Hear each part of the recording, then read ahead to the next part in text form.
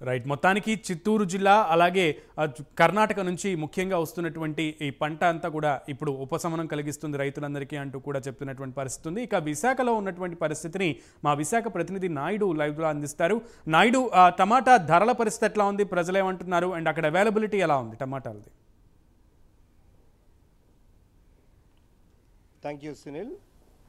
రైతు ఆరుగాలం కష్టపడి పండించిన పంటకు సరైన గిట్టుబాటు ధర లేక రైతులు ఇబ్బంది పడుతున్న పరిస్థితిని మనం చూస్తున్నాం. ఎందుకంటే గతంలో చూసుకున్నట్టయితే డిమాండ్ ఎక్కువ ఉన్న నేపథ్యంలో రైతులందరూ కూడా టమాటా పంట వేయడంతో అయితే మాత్రం ఒక్కసారిగా టమాటా రేటులు సెంచరీని దాటి ఉన్న రేట్లు ఒక్కసారిగా ఇప్పుడు 26 రూపాయలు, అంటే రైతు బజార్లో కేవలం 26 రూపాయలుగా దొరుకుతుంది. బయట మార్కెట్లో సుమారుగా అక్కడి నుంచి ఒక 10 రూపాయల వ్యత్యాసంతో అయితే మాత్రం మార్కెట్లో టమాటా దొరుకుతున్న పరిస్థితి అయితే మనం చూస్తూ ఉన్నాం. అయితే ఇక్కడున్న ప్రజలకు సంబంధించినంత వరకు అందరూ కూడా ఒక విధంగా అయితే మాత్రం హ్యాపీగా టమాటా తక్కువ ధరకు రావడం పట్ల అయితే మాత్రం చాలా హర్షం వ్యక్తం చేస్తున్న పరిస్థితి అయితే కనిపిస్తూ ఉంది. అదేవిధంగా చూసుకున్నట్టయితే కనుక ఈ టమాటాల్లో కూడా 2-3 రకాలు వెరైటీస్ ఉండడం, అదేవిధంగా చూసుకున్నట్టయితే కనుక వాటిలో టమాటా ఎక్కువ కాలం నిల్వ ఉండకపోవడంతో పట్ల అయితే మాత్రం ఈ టమాటా త్వరగా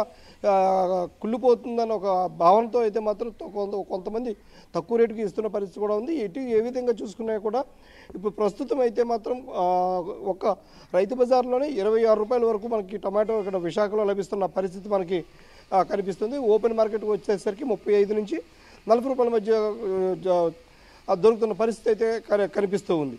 కానీ రైతుల పరంగా చూసుకున్నట్టయితే కనుక రైతులు ఆరుగాలం కష్టపడినటువంటి కష్టానికి ఫలితం దక్కట్లేదంటూ మాత్రం వాళ్ళు లబోదిబోమంటున్న పరిస్థితి అయితే మనకు కనిపిస్తుంది. ఎందుకంటే ఏప్రిల్ మే నెలల వరకు వచ్చేసరికి టమాటా ధర భారీగా పెరగడంతో పాటు మంచి పంట వస్తుంది అనుకున్న సమయంలో అయితే మాత్రం అప్పటికి సరైన వర్షాలు లేక పంట అంతా కూడా నష్టపోవడం జరిగింది. అదేవిధంగా చూసుకున్నట్టయితే కనుక సరే డిమాండ్ను దృష్ట్యా చూసుకొని పంటను పండించి ఎకరాల్లో కూడా టమాటా సాగుకు అయితే మాత్రం ఇప్పటికే రైతులందరూ కూడా ముందుకు రావడంతో అయితే మంచి ధర పలుకుతుందన్న సమయంలో వర్షం పడి మొత్తం రకరకాలైనటువంటి చీడపీడలన్నీ కూడా అది టమాటోతో దీనికి చుట్టుకోవడంతో అయితే మాత్రం పూర్తి స్థాయిలో నష్టాలను కూడా చవి చూడాల్సి వస్తుందంటూ కూడా చెప్తున్నారు. ఎందుకంటే సుమారుగా పంట మొత్తంలో మాత్రం ఓన్లీ 25% మాత్రమే చేతికి అందుతుంది. ఇంకా చూసుకున్నట్టయితే కనుక టమాటో కోత దశ నుండి మళ్ళీ తిరిగి మార్కెట్కి వెళ్ళే వరకు కూడా మాకు ఖర్చులు తప్ప మాకైతే మాత్రం మిగిలేది ఏమీ లేదు అంటే మాత్రం రైతులు అయితే మాత్రం